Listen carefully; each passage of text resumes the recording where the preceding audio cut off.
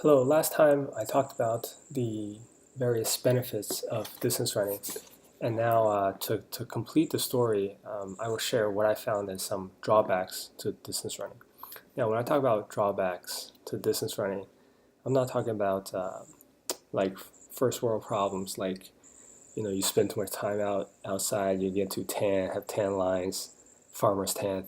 Like I'm not talking about stuff like that. I'm talking about actual health uh, drawbacks to this distance running. And at the very top of this list is the high impact that you endure while distance running. So even on a relatively easy run, running is still repetitively high impact. In particular, it's high impact when the foot strikes the ground. That's the highest impact. So, and it's best to run at the right intensity as well as use the correct running mechanics to reduce the risk of injury. And I will probably do a separate video or two on running on what I've learned about running mechanics. However, just to give you a very brief overview, to run properly, you want to be standing straight. In particular, you don't want to be bent forward at the hip. Your hip is really straight, and you're standing tall. And you want to minimize the friction of your foot against the ground, as well as the amount of time that your foot is in contact with the ground. And you also want to run with the muscles around connecting your hips to other bones as the motor. Your muscles all around your hips, in particular your glutes and your frontal hip muscles. There's actually a ton of muscles right in your midsection, and that's the motor. That should be the motor of your actual running.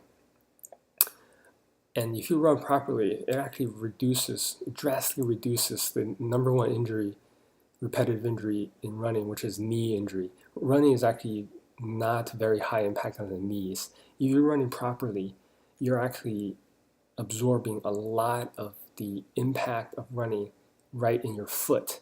Now, your foot is unlike your tibia. Your foot is made up of many smaller bones, and it's made up of a gigantic tendon. That's the Achilles tendon and the plantar fascia. This gigantic tendon, as well as the network of bones, make your foot a huge shock absorber. So your foot should actually be absorbing the brunt of the impact. However, and your foot can handle a lot and it can absorb a lot of impact, but right when you start is when you need to be extremely careful because muscular, skeletal adaptations are very slow. They take months. So be very cognizant of Achilles, of stress fractures in your bones, as well as of any pain in your plantar fascia. And also, running compresses your spine. It doesn't do it a whole lot, and also after you run, the spine decompresses. However, it might not be a good idea for growing kids. I don't know too much about this, but be cautious. And running depletes you both water and overall energy from your body, and in particular, it's extremely dehydrating, and so you want to make sure you're drinking enough water, but you also don't want to be drinking too much water during your run. That can lead to another condition where the percentage of sodium to water in your body is too low. That's actually also a dangerous condition. However, it's really hard to actually get there, and but I just want to point out that such things are possible. And I don't know if sports drinks will help that. And also, you want to make sure you have enough fuel. You have enough uh, glucose converted to glycogen stored in your muscles to just fuel your run. you don't want to be running to exhaustion. When you run, you actually enter a mild fight or flight state. Now, it's basically your whole body is in a more stressed state. And in particular, your digestive system and your immune system are suppressed during this time because at this time, your body believes that these two systems are not high priority, and blood and energy is drawn towards your heart, your circulation, your muscles. And if you run properly, the hope is that once your run is over, you enter the opposite of the fight or flight state, which is the rest and digest state. And the rest and digest state is when you kind of relax, your heart slows down, your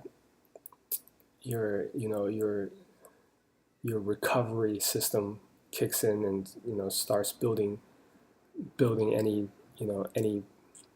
cellular any kind of cellular breakdowns that have occurred, building those back up. And I'll briefly mention the kidney and liver. So most all of us know that running puts stress on our heart and lungs. However, I guess to a lesser extent, running also puts stress on our kidney and liver. And I don't know too much about the exact functions of the kidney and liver during endurance physical exertion, but I just know that this is a thing. And so if you include kidney and liver, running is basically putting stress on your heart, your lungs, your kidney, and liver. And that is a huge percentage of your vital organs. So, do keep that in mind. And so all these, physical problems is not a problem unless you overtrain. So overtraining is just either running too frequently, running for too long, or running with too high of intensity. Any combination of those things can lead to overtraining. And basically overtraining just multiplies all the previous mentioned drawbacks and then some. And it's the extreme endurance runners actually face a lot of health problems. Like, for instance, extreme endurance runners, their arteries are actually, arteries near their heart, there are calcium deposits there. I don't know why, but just weird conditions can develop, as well as, injuries can happen to muscles, to the skeletal system, and as well as to organs. So I personally don't recommend training for things like a marathon or even training for a half marathon. I personally recommend just running much more moderately.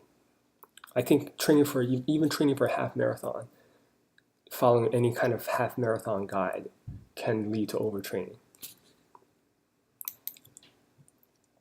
So how much should a person be running? And I thought about this a lot, and because I'm also adjusting my own level of running, how much I should be running.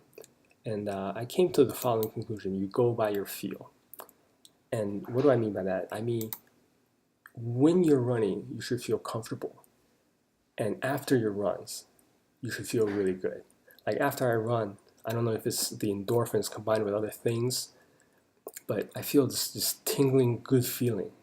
And I take a shower, and afterwards I feel a deep relaxation, and I feel like I just spent a day in the sauna or in the spa or something like that, when all I did was go on a run in the park. And if anything is in question, like you feel any aching pains or anything feels weird, or you feel any level of exhaustion, I would say take a conservative route and be patient and build up into running slowly. Lastly, I want to mention that when the best, we will get the most benefits out of distance running if we adopt it as part of our lifestyle. Um, it takes time and, more importantly, effort to run. It's not easy to get out there and just do these prolonged, although easy, moderate physical activities. And running can be boring. It's I used to think running is the most boring thing.